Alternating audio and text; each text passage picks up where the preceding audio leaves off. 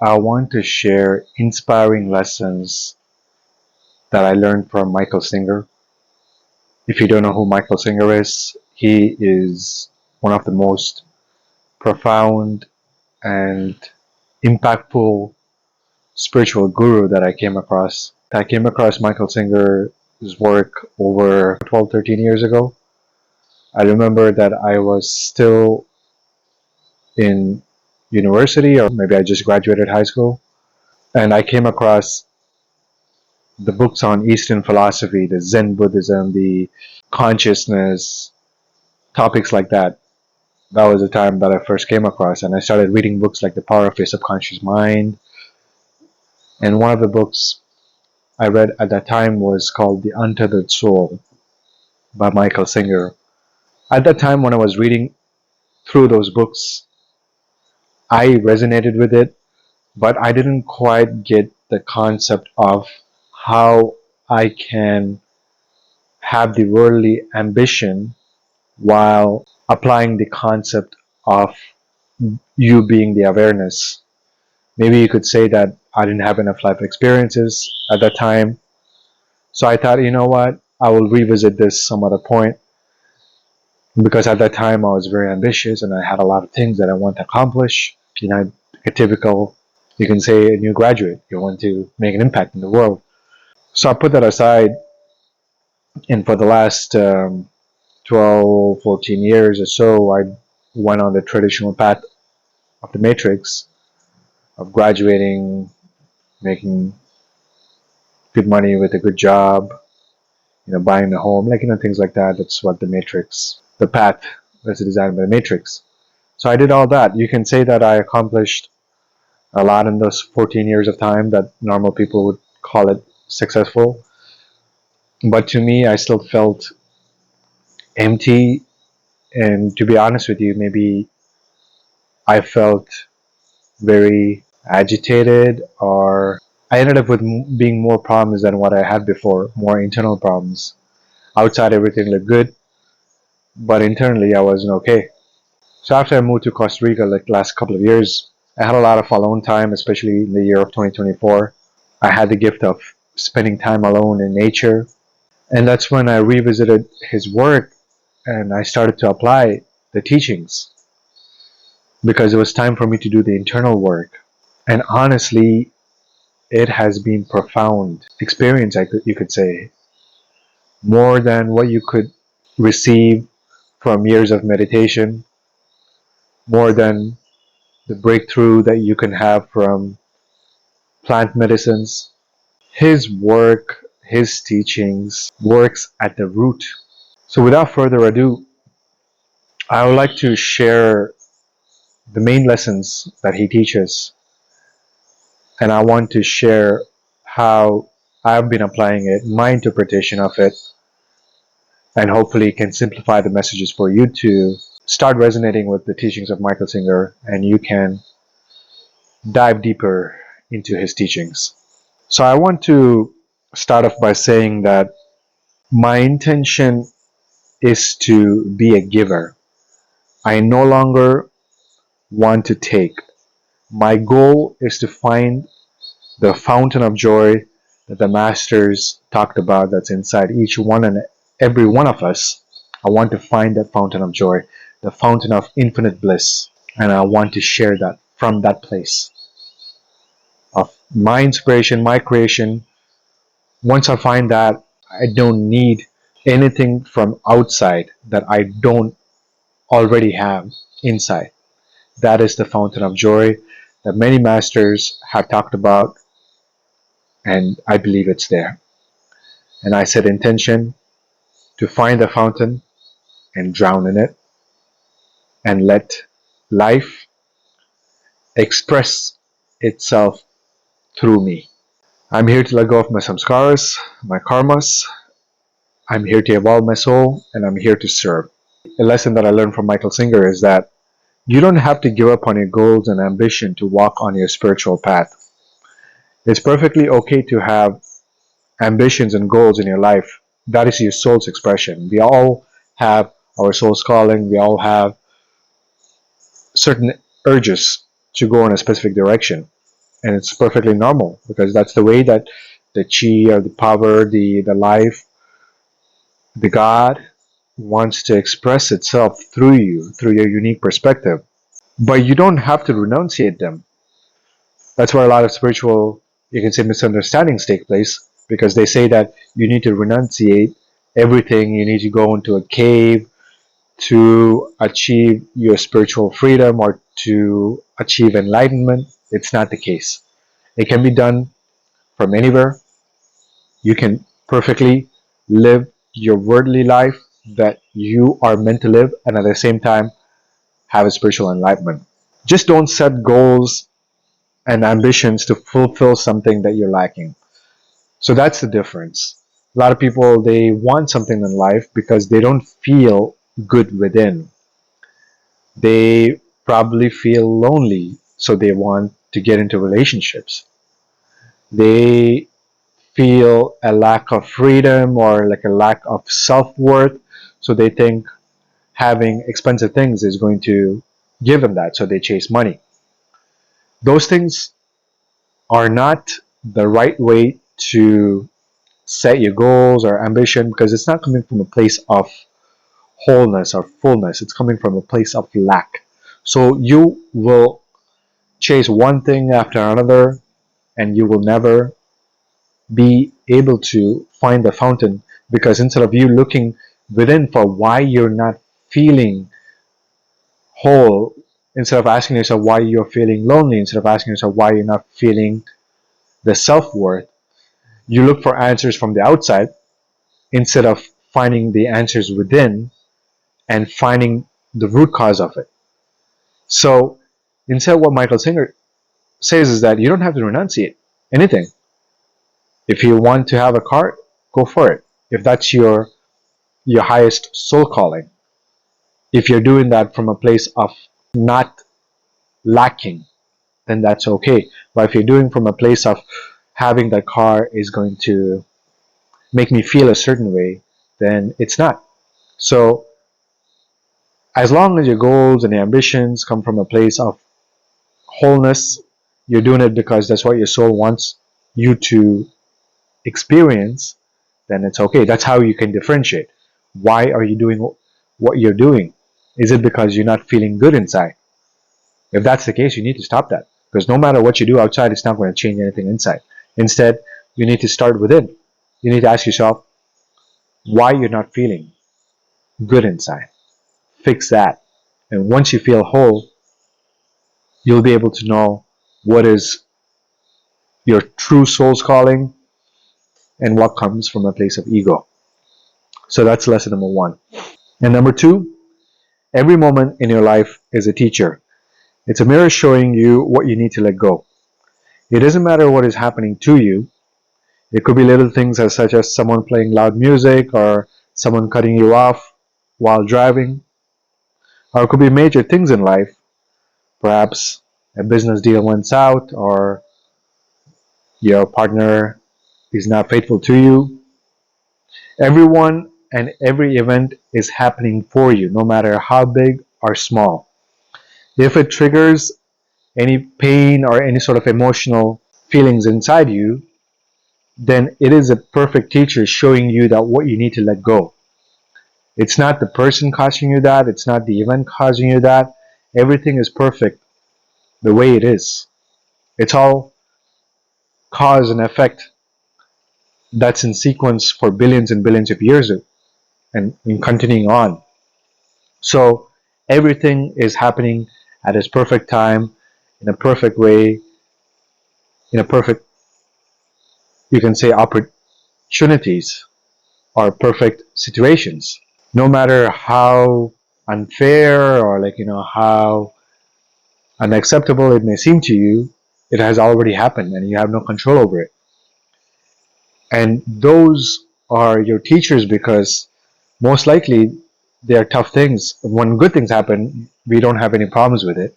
They just come, we experience it. We don't have any trouble experiencing the feeling of love, the feeling of laughter, the feeling of joy, the feeling of thrill. We don't have any challenges with that. But we do have challenges with heartbreak, disappointment, disbelief. loss, anger, those things we have trouble with because they hurt. And those are the things that we tend to store inside. So when an event outside, externally, like I said, no matter how small or how big, happens to you, and you catch yourself feeling in one of the states that I described, like anger, sadness, jealousy, like rage or disbelief, whatever the state that's you can probably tell it's painful, right? What you need to do is you need to thank that event that showed you there's something in there that is stuck. So at that moment, instead of you blaming the situation, blaming the person, you step back and you start observing this pain, this rage, this emotion, and you let it go. How do you let it go? You don't have to do anything. All you have to do is just relax. Relax your shoulders, relax your chest, and just breathe. Don't do anything. It has nothing to do with what you do outside. It has everything to do with what you do inside. You will start to experience intense heat all throughout your body, especially around your heart area. There's going to be a lot of heat. Loosen your arms, loosen your shoulders, and just sit with it. Put your phone aside. You don't have to panic. Just sit with that. No matter how long it takes. Sometimes it could be hours, especially if it's a big samskara that got activated. Or it could be quick. But don't tighten up. It will be to tighten up, to clench it, like you want to express the rage. Instead of that, just relax and let it liberate you. Do it for every single event that triggers you. That's the ultimate yoga. That's the ultimate liberation. The more you do that, the more you see what it's going to do for you. Moving on to lesson 3. You're not special. You're here to learn, evolve, let go. Don't get trapped into the ego thinking that you are a star seed, you're a special soul, this and that. If you are on this earth, you have work to do. Our souls may have a soul origin, and some souls may have different encodings, but at the end of the day, we're all from one source, the source that created us all. And I see groups like star seeds, like special souls group, where people they're on an ego trip, thinking that they're special, they're different than other normies, and they start to talk down on people. You're not special. You have problems. Just because you think you're a star seed doesn't mean you don't have any work to do. Don't fall into that ego trap. You are not special. Maybe you had a spiritual experience and all of a sudden you think you're better than others. That's just your ego. Don't fall into that. You're not special. You have work to do. So don't waste your time. If you're on this earth, you have work to do. Liberate yourself. Evolve your soul. Use relationship to let go instead of using it to fulfill your emotional needs. Intimate relationships are an excellent opportunity to practice letting go. Many of us, we use our relationship to get something, to get love, to get affection, to be praised, to be supported. And when we don't get those, we get into fights and arguments. Instead, use the relationship to help each other find love within. Remember the love that the masters like Yogananda said there is a fountain of joy, fountain of infinite love within you. So instead of you trying to get love from your partner, help each other find the fountain of love within each other. So eventually you don't need each other. That's what we should be seeing relationship as. It's not about what you can get, or what's the word I'm looking for? It's not about getting anything in relationship. It's not about getting love. It's not about getting the experience. It's about giving each other your best self to help each other find the love within. So eventually you don't need each other. That's the best type of relationship you can be in, because in that relationship there's no fights, there's no arguments, because you're not expecting anything, you're not looking for anything. You both become teachers of each other. So treat relationship that way, as an opportunity for you to practice letting go, be a teacher for each other, liberate each other. Lesson number 5. Every moment you're either giving or expecting or being needy. Always give and ask what you can give. If you're not okay with life, if you feel disturbed, it's usually because something happened that didn't give you what you want. Perhaps you wanted to feel pride and you didn't get a job, so you feel disappointed.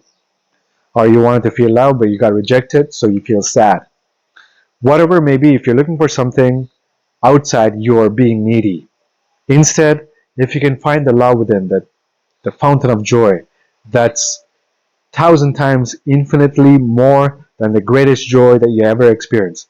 Think of the greatest joy, the greatest moment of your life. There's a fountain of energy within you that's infinitely greater than your best moment in life. It doesn't need anything externally, it's already there. That's who you are by nature. But instead, you are holding yourself from being in that state. What is holding you? It's you closing down whenever something that you don't like happens. Those are the ways. So instead, if you can continue to let go, be centered every single day, you will be able to get closer and closer and closer to that fountain of joy. Eventually, you will get merged there, and that will be your natural state. So from when you reach that state, you will no longer be looking for validation. You'll no longer be looking for attention. You'll no longer be looking for anything from outside world. Instead, you'll be asking, what can you give? Because you'll have so much to give. It will just be natural for you to give, and life will happen through you. Just your existence from that state will be a blessing to many people because they'll be able to just see the difference the minute you walk into the room. There are stories in the Paramahansa Yogananda, the autobiography of Yogi, where the masters, when they go visit other masters, they don't utter a word. All they do is just sit together and they are in this cosmic bliss. And they sit like that for hours. You will be like that. Lesson number 6. Meditate 5 times a day. It's a practice and a technique to help you stay centered. The real liberation occurs 24 hours a day. So meditation is just a technique. A lot of people think that it is the source of enlightenment. It's the pathway for enlightenment. No, the real liberation happens outside 24/7. Meditation is a tool that's going to help you stay centered for you to let go. So I recently started to meditate about 5 times a day, around the times of 15 minutes in the morning and 15 minutes in the evening. The other days throughout the day, it would be like a 5-minute meditation. So I incorporated this practice because, growing up in an Islamic family, like I used to pray 5 times a day. But eventually I started to, you can say, lead away from it because as I started to go into Eastern philosophy, the path of enlightenment, I lost in touch with the rituals. But now I'm going back to it. I'm seeing religion as more of like a tips and pointers that I can take from. Religions have things right, but it's misinterpreted. So I started incorporating my old habits of praying 5 times a day, and I instead infuse that with meditation. I meditate in those times. It acts as a checkpoint for me to make sure that I'm staying centered throughout the day, and also I see a huge difference in my ability to stay centered when difficult things go on. Lesson number 7. Your mind is a friend. It's an amazing, powerful computer that can do so much things. You have to free your mind from focusing on your samskaras. Our mind is not evil. It's not the problem. It's us using the mind incorrectly. The mind is just a computer. If a computer has lots of samskaras, a virus, it's not the computer's fault. It's the programmer's fault. It's you who's using the computer who's not using it properly. It's your fault. So instead of seeing your mind as an evil thing that's there to destroy you, see your mind objectively. Your mind is your friend. If there's a lot of virus, if there's a lot of samskaras, if there's a lot of negative patterns that's running, you as a programmer, you can delete it. How? Just by letting go. When you feel triggered, when you feel the negative patterns, don't get stuck in it. By you practicing meditation more and more frequently, you'll be able to stay centered. And the more you stay centered, the more you let go, the easier it gets. Eventually, your mind becomes your friend. It's a superpower. All the energy that gets spent by the negative program is now freed up. Now it can be used for inspiring work. You'll be able to create so much things in life. You'll be a creator. So liberate your mind. It's your friend. Help it. Number 8, healing isn't about not feeling sadness, depression, rage, anger. Rather, it's about feeling them and letting them go. Don't get tricked into thinking that healing means you don't feel any negative emotions forever, that you're happy all the time. Although there may be such a state the masters talked about, at first you will have to go through a lot of pain. The price of liberation is pain. This, like I said, stores a lot of samskaras within us, lots of pain. So that needs to be released, that needs to be let go. And at the beginning, you may have lots of pain, lots of samskaras. When the worldly events trigger that, if you are committed to letting go, you will feel pain. It is normal. That is healing. Healing is not you finding bliss.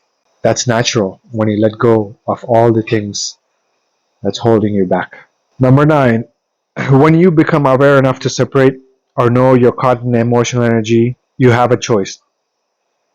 You can either suppress it, express it, or let it go. Suppression doesn't help, and expression leads to more karma that you'll have to let go. The right decision is to relax and let go. What do I mean by this? So let's just say a tough emotion happens, maybe a disappointment or heartbreak. Normal person, when they experience something intense, they cannot handle it. So they deny it.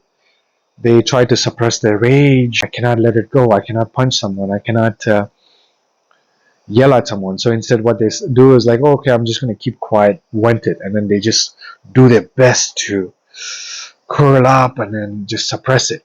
But no, that thing is going to come back up. Something is going to trigger it. It won't be a job loss, but it could be like something very trivial. Maybe someone cut you off after the job loss, and all the rage is just suppressed, just comes out, right? And the next step option that people do is they express it. They have the rage, so they start hitting someone, or they yell at someone, or they put it out there. What that does is just builds more karma. You may have more resentment, more guilt that you need to let go. So the best thing that you can do in those moments is to just simply observe that intense emotions and let go. How do you let go? Practice being centered. Like I already showed you in one of the previous lessons. Relax your shoulders, take deep breath, stay with your breath, and you will feel lots of energies around your heart chakra. Simply observe, stay with it, and let go. If it helps, you can also use mantras such as saying God, God, God, or whatever mantra that you feel that you resonate with. That's the best thing you can do. Just let go. And after that, there's going to be an immense peace that you can experience. Lesson number 10. When you live a life with God, you set the intentions to let go all the time. You don't need to worry about making the decision. The right decision will come to you from a place of clarity and centeredness. So like I said, if you are whole within, if you are not doing something because you lack something inside, the right decision, you will know what to do naturally. That's your intuition, all that stuff will automatically be activated. By you letting go, you'll be in a state to make decisions more clearly and intuitively. Number 11, your intention in life should be I'm here to serve, I'm here to evolve, I'm okay with everything no matter what happens. I will die someday. Every moment I choose to give, I choose to love, I choose to release pain, I choose to release suffering. I choose to do my best. I choose to be with God. I choose to remain centered. I choose to find love within, and I choose to never close no matter what happens to me. That should be your mantra. I'm here to serve. I'm here to evolve. I'm okay with everything. No matter what happens, I can handle it. Every moment I choose to give, I choose to love, I choose to release pain, I choose to release suffering, and I choose to do my best. I choose to be with God, I choose to remain centered, I choose to find love within, and I choose to never close no matter what happens to me. And here is a bonus lesson, number 12. This journey is like a game, this life is like a game. You may not be successful all the time. You may let go your samskars for some events that are easy to handle, and for things that are very difficult, you may succumb to those emotions and you may express yourself or you may suppress it. The trick is to see each event as a learning opportunity. The main thing is to set intention that you want peace. But each time you fail, you have to learn. That's where the real work is. Meditation and all these techniques is going to help you, but the ultimate lesson is for you to have the strong intention to be at peace. And each time you fail, each time you yell, each time you express it outside, learn from it, and next time choose to let go. I hope you take these lessons to your heart and it inspires you. And I highly recommend you to check out the teachings of Michael Singer because he is someone who has changed my life forever. If Michael Singer or anyone close to him watches this video, I just want to express my sincere gratitude. And it's been an honor. I know I'm getting emotional because it is true. He has an amazing, you can say, impact on my life, and I'm forever grateful.